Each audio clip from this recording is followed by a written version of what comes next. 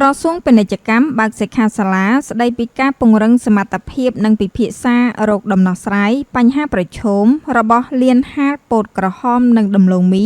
ដើម្បីឆ្លើយតបនឹងតម្រូវការទីផ្សាររបស់ក្រុមហ៊ុននៅមន្ទីរពាណិជ្ជកម្មខេត្តនាព្រឹកថ្ងៃទី27 ខែមិថុនាឆ្នាំ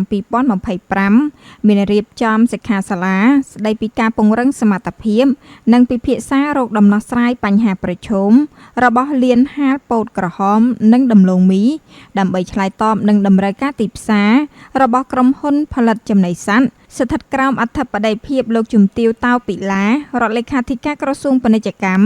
និងឯកឧត្តមហែមរិទ្ធីអភិបាលរងខេត្តតំណាងដល់ខ្ពង់ខ្ពស់លោកជំទាវបណ្ឌិតបានស្រីមុំអភិបាលខេត្តបៃលិនព្រមទាំងមានការអញ្ជើញចូលរួមពីលោកសុកសាធីមប្រធានមន្ទីរពាណិជ្ជកម្មខេត្តបៃលិនតំណាងអគ្គនាយកដ្ឋាននិងអគ្គនាយកដ្ឋានពាក់ព័ន្ធតំណាងក្រុមហ៊ុនផលិតចំណីសត្វតំណាងលានហាលពោតក្រហមនិងដំឡូងមីដែលមកពីខេត្តបៃលិនបាត់ដំបងនិងខេត្តបន្ទាយមានជ័យជាច្រើនរួមសិក្ខាសាលានេះក៏ជាវេទិកាមួយសម្រាប់ម្ចាស់លានហាលក្រុមហ៊ុនផលិតចំណីសត្វនិងភាគីពាក់ព័ន្ធនានា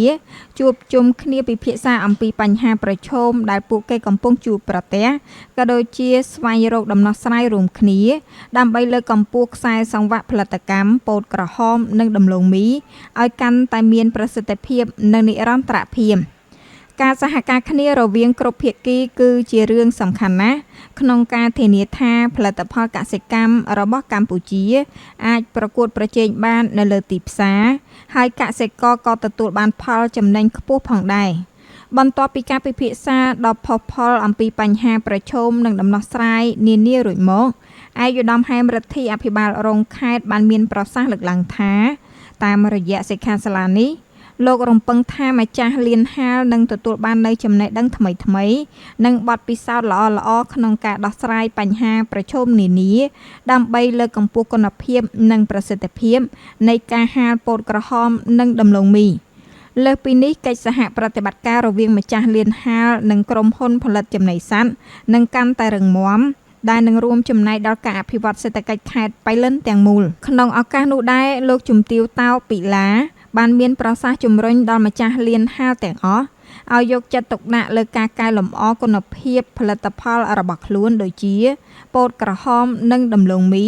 ធ្វើយ៉ាងណាឲ្យស្របតាមស្តង់ដារនិងតម្រូវការរបស់ក្រុមហ៊ុនផលិតចំណីសត្វលោកជំទាវបានសង្កត់ធ្ងន់ថាការកែលម្អគុណភាពនឹងជួយបង្កើនតម្លៃទីផ្សារសម្រាប់ផលិតផលកសិកម្មទាំងនេះដែលជាចំណែកដ៏សំខាន់ក្នុងការជំរុញកំណើនសេដ្ឋកិច្ចរបស់កសិករនិងប្រទេសជាតិហើយដំណោះស្រាយចំពោះបញ្ហាប្រឈមនានាដែលម្ចាស់លានហាលកំពុងជួបប្រទះដូចជាបញ្ហាគុណភាពផលិតផលការប្រកួតប្រជែងទីផ្សារនិងការទទួលបានព័ត៌មានពីក្រុមហ៊ុនផលិតចំណីសត្វជាមួយគ្នានេះសម្រាប់អ្នកពាក់ព័ន្ធទាំងអស់រួមមានម្ចាស់លានហាលពោតក្រហមនិងដំឡូងមីក្រុមហ៊ុនផលិតចំណីសត្វនិងមន្ត្រីជំនាញអាចផ្លាស់ប្តូរយោបល់និងស្វែងរកកិច្ចសហការដើម្បីពង្រឹងខ្សែសង្វាក់ផលិតកម្មឆ្លើយតបទៅនឹងតម្រូវការទីផ្សាររបស់ក្រុមហ៊ុនដែលត្រូវការវត្ថុធាតុដើមមានគុណភាពខ្ពស់និងស្ថិរភាពផងដែរសូមបញ្ជាក់ថាបើតាមរបាយការណ៍របស់មន្ទីរពាណិជ្ជកម្មខេត្តបៃលិនបានឲ្យដឹងថាវឌ្ឍនភាពការងារដែលបានអនុវត្តក្នុងរយៈពេល1ខែកន្លងមកនេះមន្ទីរពាណិជ្ជកម្មខេត្តបៃលិនពិនិត្យឃើញថាដំឡូងមីក្រៀមបរិមាណនាំចេញចំនួន 18,000 តោនស្វាយកែវរមៀតបរិមាណនាំចេញចំនួន 1,800 តោនផ្លែមៀនបៃលិនស្រស់បរិមាណនាំចេញចំនួន 1,375 តោនក្នុងនេះមានចំនួនក្រុមហ៊ុនសហគ្រាសសរុបចំនួន50ទីតាំងឡសម្ងួតចំនួន11ទីតាំងឃ្លាំងស្តុកទំនិញចំនួន31ទីតាំងនិងផែស្ងួតចំនួន1កន្លែងផងដែរ